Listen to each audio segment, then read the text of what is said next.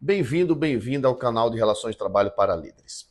Hoje eu começo uma nova série aqui no canal chamada de Gestão Preventiva Trabalhista na Prática. E, gente, qual é o meu objetivo com essa série? Vou lançar um vídeo novo toda semana sobre ela. A ideia é discutir como reduzir passivo trabalhista nas empresas, como trazer ou aumentar a segurança jurídica das empresas e como estruturar melhor sua gestão em relações de trabalho, ou seja, como ter mais flexibilidade operacional.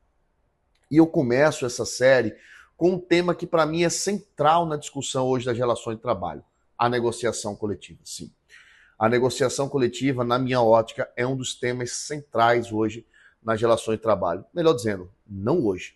Já há mais de uma década esse tema vem evoluindo e é um grande instrumento que a gente pode utilizar tanto na redução de passivo trabalhista, como no aumento de flexibilidade, como no aumento de segurança jurídica. Muitas empresas enxergam a negociação apenas como uma obrigação anual com os sindicatos. Não, não, não, não. A negociação coletiva vai para muito além disso. E tem outras empresas, inclusive, que dizem, olha, esse troço não é para mim. Esse negócio para grande empresa, multinacional, uma grande empresa nacional, de novo, equivocadas. Médias empresas e até pequenas empresas podem utilizar esse instrumento poderoso para conseguir reduzir o seu passivo que tem hoje ou que possa ter no futuro, aumentar sua flexibilidade operacional, trazer maior segurança jurídica, maior clareza nas relações do dia a dia. Então, é isso que eu quero trazer para vocês ao longo desse vídeo de hoje. Mas antes de começar propriamente dito, é importante a gente trazer um contexto histórico. Por quê?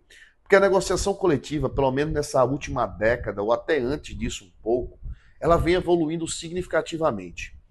Antes no Brasil, a negociação coletiva era única e exclusivamente para você manter os direitos que você tinha, ou seja, que os trabalhadores, que os empregados tinham, e fazer o reajuste anual.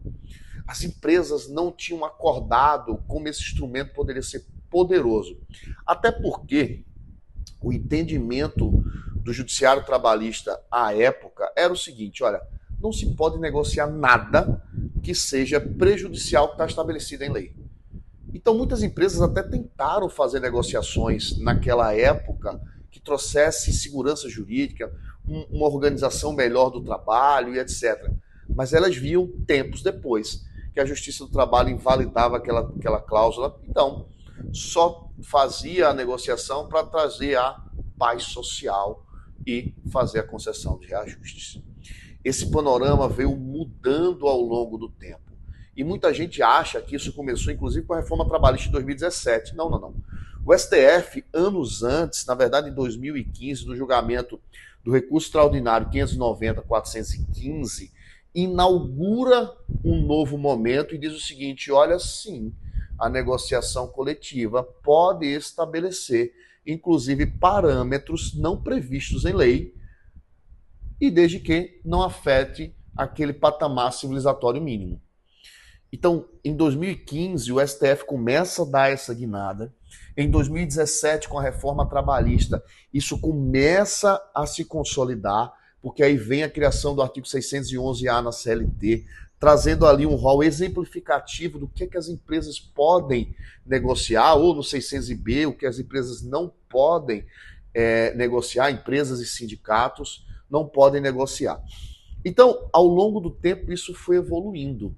E desde a reforma trabalhista, o STF, inclusive, foi instado a se manifestar em algumas ocasiões, terminando por editar o tema de repercussão geral 1046. A partir desse tema em repercussão geral do STF, consolida-se de uma vez por todas o entendimento de que sim, acordos e convenções coletivas podem limitar ou até afastar direitos trabalhistas, desde que não afetem aqueles direitos chamados de absolutamente indisponíveis.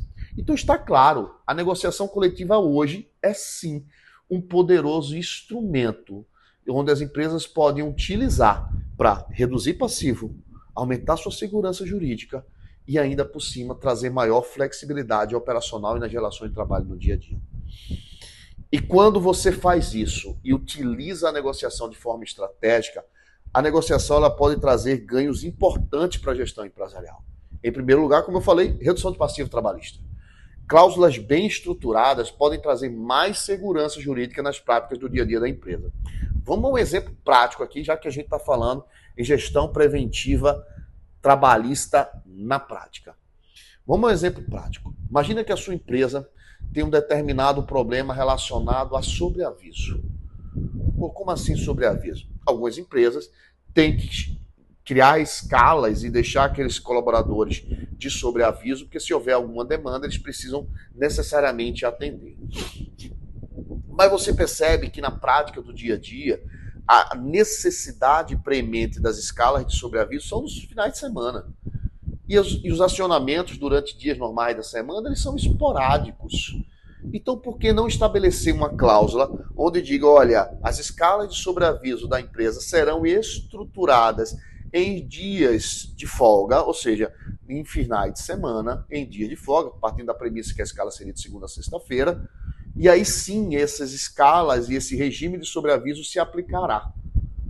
E se houver alguma necessidade emergencial durante a semana, de segunda a sexta-feira, aqui nesse meu exemplo, isso não será considerado sobreaviso, será considerado hora extra, então será pago quando for ocorrer o acionamento. Isso é um exemplo típico de cláusula que pode trazer segurança jurídica para a prática daquela determinada empresa e, portanto, reduzir passivo trabalhista ou até evitar um futuro passivo trabalhista na reclamação de um sobreaviso de segunda a segunda. Só para vocês pegarem aqui como exemplo. Então, em primeiro lugar, se você fizer um uso estratégico da negociação, sim, você reduz passivo trabalhista da sua empresa. Em segundo lugar, você traz maior flexibilidade na organização do trabalho. Como assim, Jorge? Muitos setores têm necessidades específicas, seja de jornada, seja de escalas de trabalho, seja de produção, e às vezes a legislação em geral não abarca tudo isso. Então, se uma determinada empresa tem uma necessidade de trabalhar numa escala de regime diferenciado, por que não trazer segurança jurídica a essa escala e estabelecer ela via acordo coletivo de trabalho?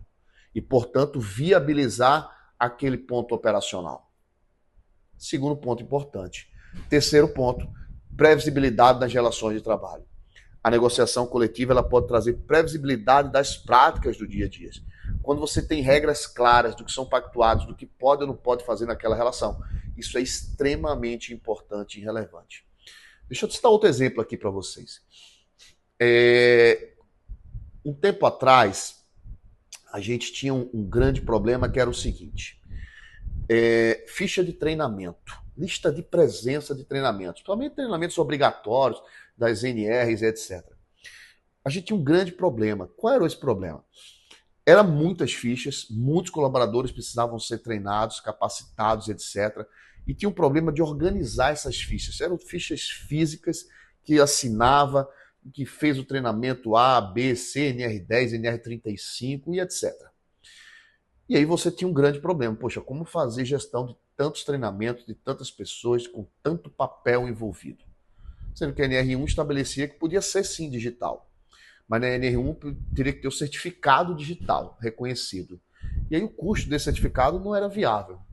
Então como resolver isso? Por que não estabelecer, por exemplo, via negociação coletiva, que essas fichas de presença ou essa lista de presença podia ser feita por uma assinatura eletrônica através de uma ferramenta idônea reconhecida pelo sindicato e pela empresa. Elimina papel, elimina custo, melhora a gestão e etc. Essa cláusula, inclusive, pode ser utilizada para assinar qualquer outro documento trabalhista. Admissão, demissão, aviso de férias. Aviso de férias, um outro grande problema. Às vezes você tem colaboradores que trabalham espalhados pelo Brasil. Poxa, como é que você manda um aviso de férias? Porque você não estabelece que pode mandar um aviso de prévia de férias pelo WhatsApp. E que aquele aviso de recebimento, aquele ok do colaborador via WhatsApp, é o aceite dele naquele período de férias ou a comunicação dele naquele período de férias. Outra forma de você trazer segurança jurídica, trazer maior flexibilidade, trazer ganho operacional na gestão de administração de pessoal do dia a dia, utilizando a negociação coletiva. Então, gente, para isso a gente precisa entender essas premissas importantes. De novo, primeiro, entender que é fundamental você conhecer a realidade operacional. Sem você conhecer a realidade operacional, sem você conhecer o passivo trabalhista daquela empresa, você não consegue construir cláusulas que atendam a demanda ou a necessidade daquela empresa. Então você precisa sim identificar quais são os maiores riscos, você precisa sim entender qual é a demanda e a realidade daquela operação, para que com isso você consiga propor cláusulas assertivas e com isso consiga trazer redução de passivo, aumento de segurança jurídica e maior flexibilidade operacional do dia a dia. Então, gente, empresas que tratam a negociação coletiva apenas como uma obrigação anual perdem uma grande oportunidade. E ouso dizer, as médias empresas e as pequenas empresas também estão perdendo a oportunidade de utilizar esse poderoso instrumento por achar que isso é só para os grandes players. Não é. Porque quando essa negociação ela é bem conduzida, ela é um instrumento muito poderoso de gestão de preventivo trabalhista. Muito poderoso. E é exatamente sobre isso que eu vou falar ao longo dessa série aqui com vocês. Eu vou trazer outros insights, outras temáticas para nos ajudar ao seguinte, olha, como é que eu construo um arcabouço de soluções para as empresas, para os negócios, para trazer uma segurança jurídica maior do ponto de vista trabalhista. Então é isso, gente. Se você gostou desse conteúdo, curte, compartilha, comenta. Eu vou ter o maior prazer aqui de responder aos comentários de vocês, tá?